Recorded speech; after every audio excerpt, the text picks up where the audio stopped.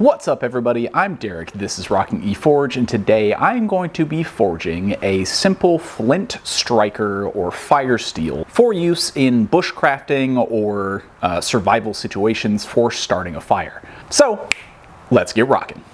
Alright, so for this project, I'm going to be using this piece of 1095 flat bar. This particular flat bar is 1 inch by about an 1/8 inch thick. If you were following along, I would probably go a little bit thicker, anywhere from 1/2 inch to 1 inch.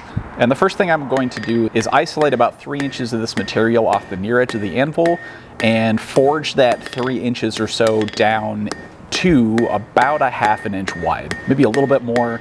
Notably, I'm not going to control the thickening of the material as I forge down on the thin edge of the 1095, and that is so that I can get it to thicken a little bit and give myself a little more surface area for striking flint to produce sparks. Now, choosing high carbon steel was intentional for this project, and that is because the higher the carbon content, the more flaring of sparks occur from steel, and as such, the more heat those sparks produce. All right, so I've got this drawn out to about 3.5 inches in length and about 5/8 by 3/16. It's going to have spread or thickened more where the hammer blows concentrated most of the force. So I'm going to use the edge that thickened the most to create the actual striker surface. Now, what I'm gonna do first is just start to draw a taper. And I am gonna control the spread a little bit. And I'm gonna draw this down to a fairly sharp taper and then start drawing that back toward the 1.75 or center point of the striker. And I'm gonna keep this on the effectively handle that I've got on here as long as I can until I can hold this better with a pair of tongs.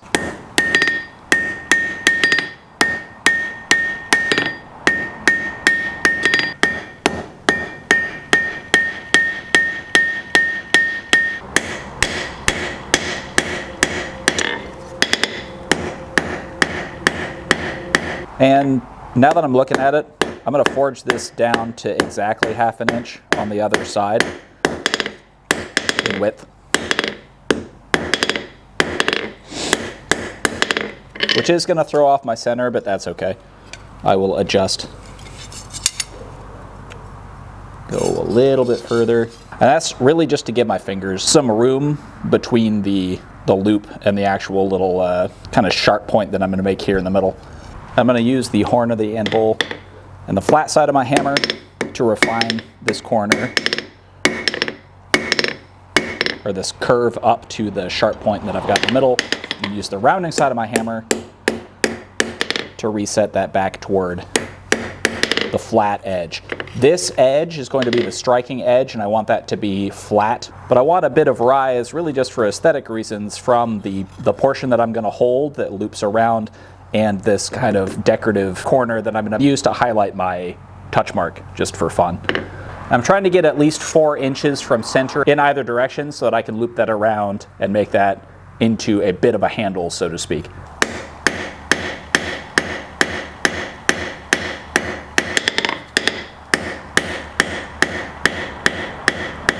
I think that's going to be far enough for my purposes. I'm going to cut this off on the other end and start working on the other end.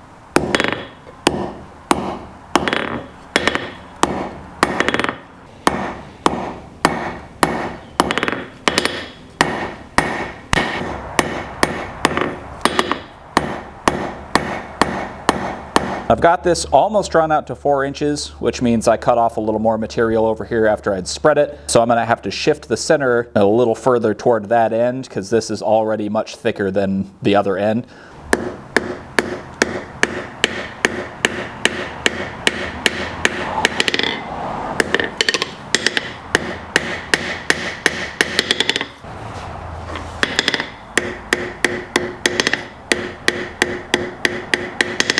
All right, just over 4 1/4. I'm going to flip it around again and square up and make that tip a little sharper, and then we'll move on to shaping.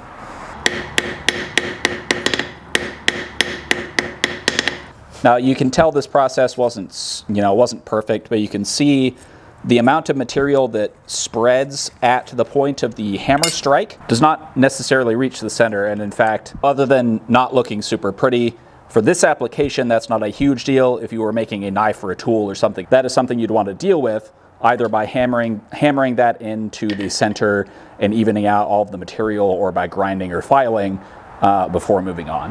Now I'm just going to curl this over the horn.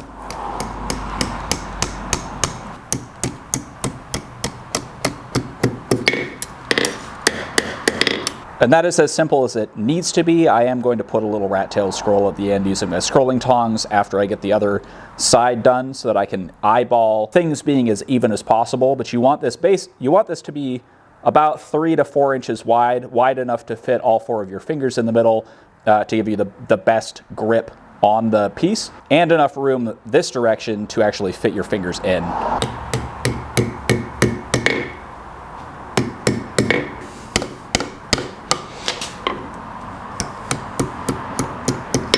I'm going to try to get the sharp points to meet in the middle, and that'll help me eyeball this being symmetrical.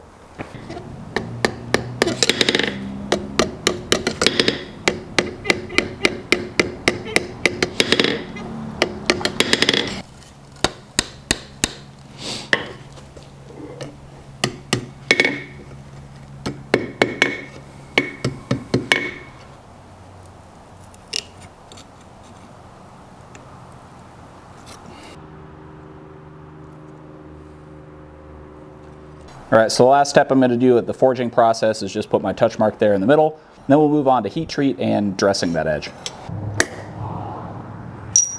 And I'm actually going to water quench this, even though this is 1095. So to set up for that, I'm going to do a couple of thermal cycles to try to relax as much of the stress out of the material as possible before quenching in water, because 1095 is pretty high carbon for quenching in water. But you want this pretty hard and actually brittle in order to flake off and create sparks that are hot enough to start a fire.